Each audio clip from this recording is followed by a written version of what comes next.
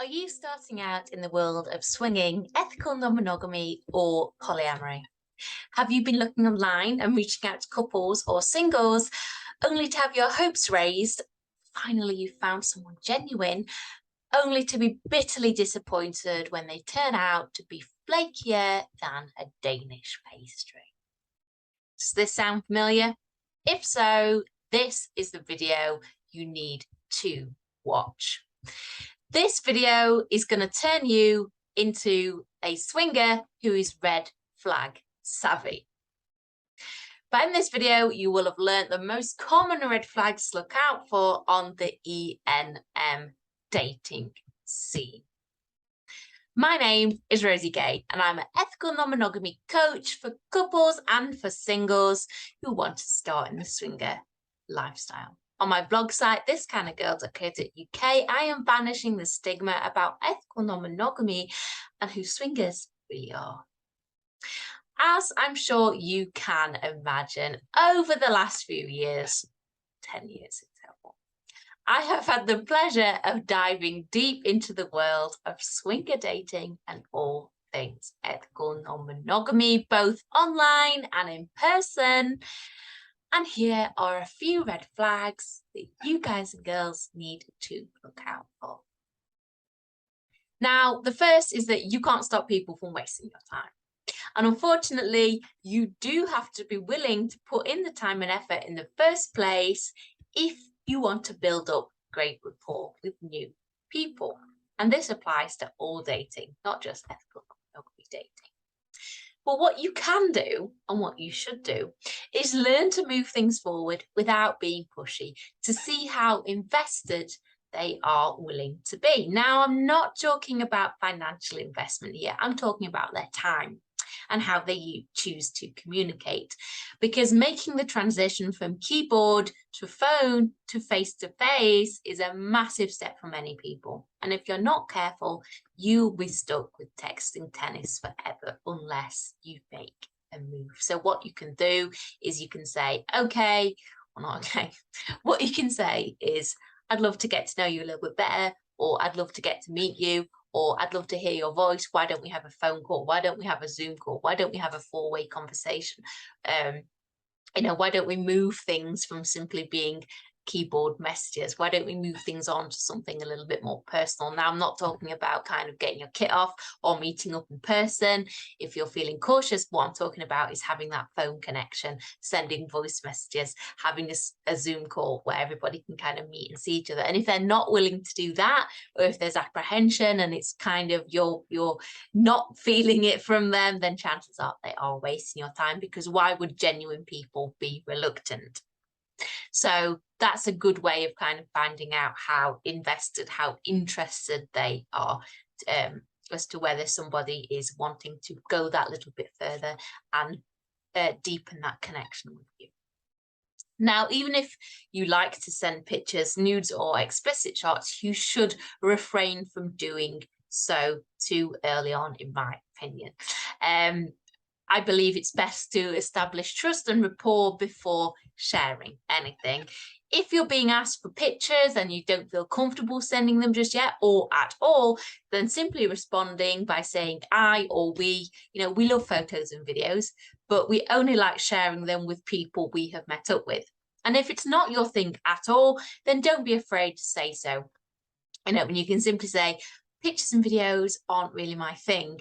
I prefer chatting and building up connections in other ways, or I prefer meeting for a vanilla date in real life before I share pictures, or, it's just not my thing. So yeah, don't be afraid to put that out there. And if you think that you're going to get rejected because you put that out there, then then those people are not the right people for you.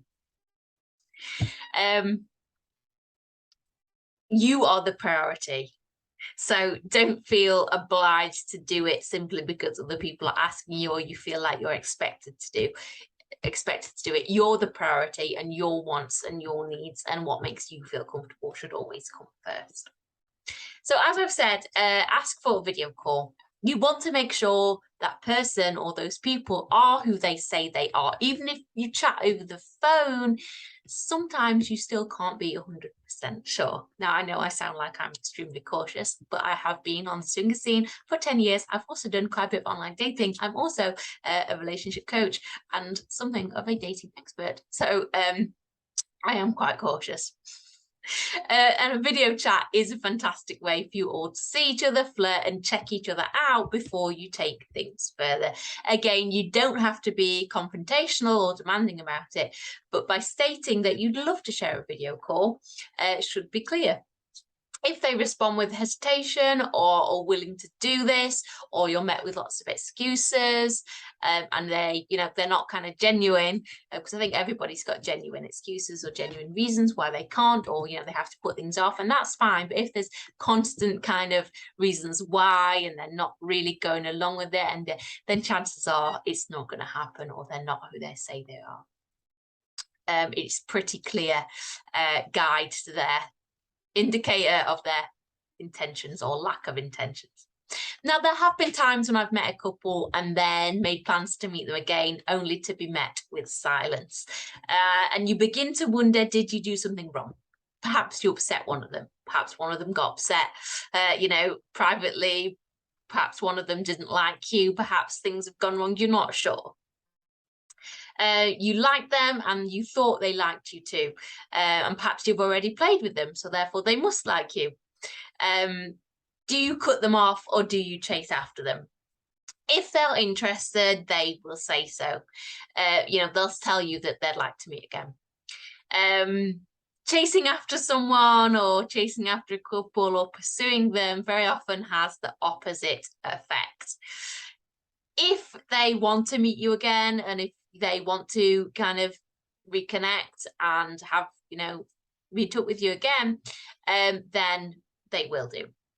If they don't want to and they disappear, then let them. Yes, it is disappointing, and yes, it is a blow to your self-esteem and your ego, but it just means the dynamics aren't right. And sometimes we can't always be sure what's going on in another person's relationship, because remember, there are two individuals in that relationship. So sometimes it's hard to kind of know exactly what it is that's going on in another person's mind, how they're feeling, what they're worried about, their concerns, what's going on in their life, and then their life as a couple. And it's not for us to know. So sometimes people may not share everything with you and what's going on and why they don't want to play. You just have to accept that they don't want to. But if they want to, very often they will make their intentions known to you. But I know that it is really disheartening and it is quite hurtful and it is horrible to be ghosted. And the reason I talk about this is because this situation happened to me.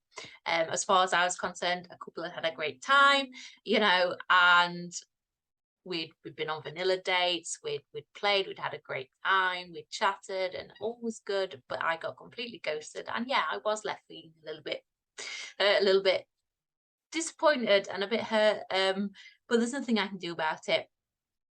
So yeah. Now, the reason I know so much about the swinger lifestyle and dating as someone who identifies as ethical non-monogamous is because I've been on the scene for about 10 years. And in that time, I have met all kinds of people and been involved in all kinds of swinger scenarios. From couples in clubs to disastrous dates to sexy singles. I share my experience of all these things over in my TKG Club community, where I make video, I make podcasts, and I make written content that offers you a different side to Rosie K. Thank you for watching my video, and I hope you found it helpful.